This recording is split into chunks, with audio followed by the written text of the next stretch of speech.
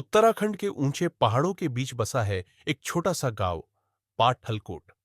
गांव में मुश्किल से 50-60 घर होंगे, लेकिन हर घर की दीवारों में, हर चेहरे की आंखों में बस एक ही डर लिखा है, उस जंगल में मत जाना, वहां वो है।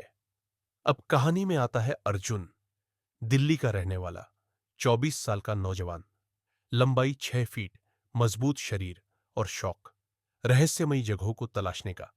वो ऐसी जगहों की कहानियां खोजकर वीडियो बनाता है। गूगल मैप से उसे पाटलकोट का पता चला। कहानियां सुनी, एक योगिनी जो साल में सिर्फ पूर्णिमा की रात दिखती है। और फिर अर्जुन अकेले ही निकल पड़ा उस रहस्य की तलाश में। अर्जुन कैमरे की तरफ देखते हुए बोला, सो गाइस, आज हम एक रहस्यमयी जगह जा रहे हैं। कहते हैं यहां एक योगिनी है जो साल में सिर्फ एक बार पूर्णिमा को नजर आती है। चलो देखते हैं, ये सच है या बस गांव की कोई और दास्तान।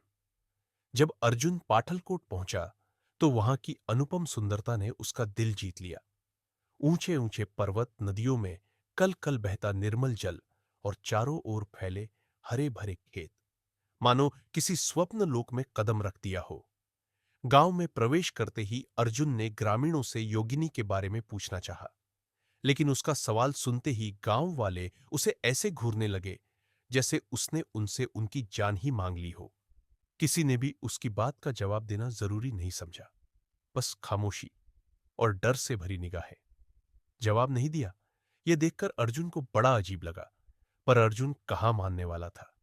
अर्जुन गांव घूमने लगा और किसी ऐसे इंसान को ढूंढने लगा जो उसे उसके सवाल का जवाब दे। गांव घूमते घूमते अर्जुन को गांव के बाहर जंगल की तरफ एक झोपड़ी दिखाई देती है। उसके बाहर एक बूढ़ी महिला है। अर्जुन को देखकर वह महिला हल्के से मुस्कुराई। अर्जुन को लगा यही उसकी सवालों का जवाब देगी। अर्जुन उनके पास गया। पास जाते ही वह बूढ़ी महिला बोली, क्यों बेटा, जो जानना चाहते हो वह नहीं पता चला अब तक? उस योगिनी के बारे में तुम्हें कोई नहीं बताएगा। अर्जुन को बड़ी हैरानी हुई। अर्जुन मन ही मन बोला, इन्हें कैसे पता चला मैं क्या जानना चाहता हूं?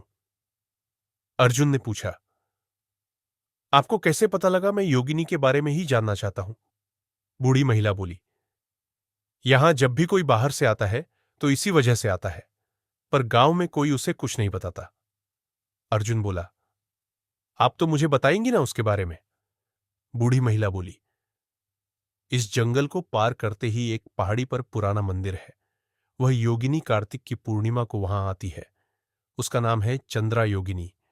कहानी आज से करीब 800 साल पुरानी है। तब यह जंगल बहुत घना और रहस्यमयी था।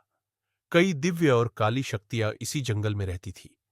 उस वक्त चंद्रा योगिनी इंसान थी। उसका नाम चंद्रा था। उसकी आयु करीब 19 साल थी। चंद्रा बहुत ही सुंदर थी। उसके पिता इसी मंदिर के पुजारी थे और बड़े सिद्ध पुरुष थे। चंद्रा को भी कई सिद्धियां प्राप्त थीं। हवा में उड़ना, मन की गति से आना जाना, कोई भी वस्तु प्रकट करना, अदृश्य होना। चंद्रा बहुत ही भोली थी और संगीत में निपुण थी। जब चंद्रा गाती तो सभी पशु पक्षी उसके गान से खींचे चले आते।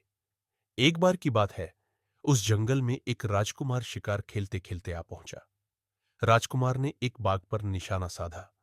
यूं तो राजकुमार का निशाना अचूक था, पर उस दिन प्रकृति को कुछ और ही करना था।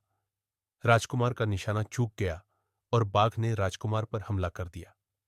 राजकुमार बहादुरी से बाघ से मुकाबला करने लगे, पर बाघ ने राजकुमार की गर्दन की नस काट दी। इससे राजकुमार बेहोश हो गया। राजकुमार की आंख खुली तो उसकी गर्दन पर पट्टी बंधी हुई थी। वह एक आश्रम में लेटा था। राजकुमार ने देखा, एक अद्वितीय सुंदर लड़की झोपड़ी के अंदर आई और राजकुमार से पूछा, अब आप कैसे हैं? राजकुमार ने कहा, आप कौन हैं? वह लड़की बोली, मेरा नाम चंद्रा है, मैं यहीं रहती हूं। बाघ ने जब आप पर हमला किया तो मैंने ही आपकी जान बचाई। चंद्रा की बात सुनकर राजकुमार ने चंद्रा को धन्यवाद दिया। राजकुमार तो चंद्रा को देखते ही उस पर दिल हार बैठे। चंद्रा ने भी जब राजकुमार को बाघ से लड़ते देखा, तभी उसी समय उनसे प्रेम कर बैठी। बलिष्ठ भुजाएं, चौड़ा सीना, लंबा कदकाठी, युद्ध में तपे हुए शरीर से राजकुमार अत्यंत आकर्षक दिखते थे। चंद्रा बोली, आप अपना परिचय दीजिए। राजकुमार बोला, मैं वरुण स्थली का राजकुमार हूं। मेरा नाम वरुणांश है। शिकार खेलते खेलते यहां आ पहुंचा। चंद्रा बोली, आप आराम कीजिए। चंद्रा पूरे मन से उनकी सेवा करती थी। कुछ ही दिनों में राजकुमार बिल्कुल स्वस्थ हो गए। राजकुमार को वहां आए कई दिन हो चुके थे। उन्हें अपने राज्य भी लौटना था, पर वे चंद्रा को छोड़कर जाना नहीं चाहते थे। मन मारकर उन्होंने वहां से जाने का निश्चय किया। उस वक्त चंद्रा वहां नहीं थी। राजकुमार आश्रम से बाहर आए। कुछ देर बाद चंद्रा हवा में उड़ती हुई वहां पहुंची। राजकुमार देखते ही रह गए। दूध जैसे सफेद शरीर, काले घुंघराले लंबे बाल, सुंदरता की प्रतिमूर्ति, बड़ी बड़ी हिरनी जैसी आंखें, गुलाब की पंखुड़ियों जैसे नरम होंठ, पतली कमर, पैरों तक लटक रही नीले रंग की पोशाक। चंद्रा ने देखा राजकुमार जाने की तैयारी कर चुके हैं। चंद्रा पास आई। राजकुमार बोले, आपका बहुत बहुत धन्यवाद। आपने मुझे जीवन दान दिया, पर अब मुझे जाना होगा। चंद्रा के दिल पर तो जैसे पहाड़ टूट गया हो। चंद्रा राजकुमार के गले लग गई। चंद्रा बोली, मैंने कभी किसी पुरुष का स्पर्श नहीं किया। आपको देखते ही मैंने आपको अपना पति मान लिया था। आपके जाने पर मैं जीवित नहीं रह सकती।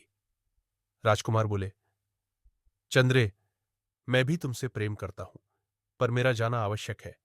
पर मैं तुम्हें वचन देता हूं, मैं लौट कर जरूर आऊंगा और तुमसे विवाह करके तुम्हें अपने साथ ले जाऊंगा। चंद्रा बोली, यदि आप नहीं आए तो मैं अपने प्राण त्याग दूंगी। चंद्रा ने दुखी मन से राजकुमार को विदा किया। राजकुमार को गए हुए कई महीने बीत गए थे। चंद्रा उनके लौटने का इंतजार करती रही, पर राजकुमार एक युद्ध में वीरगति को प्राप्त हो गए।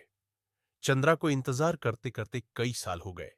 अब चंद्रा को लगा कि राजकुमार ने उसे धोखा दिया। चंद्रा ने यही सोचते हुए अपने प्राण त्याग दिए। पर चंद्रा एक पवित्र कन्या थी और दिव्य शक्तियों से संपन्न थी। मृत्यु के बाद चंद्रा योगिनी बन गई और उसका नाम पड़ा चंद्रा योगिनी। समय बदला, पर चंद्रा योगिनी का वरुणांश के लिए प्रेम नहीं बदला और आज भी वह अपने राजकुमार का इंतजार कर रही है।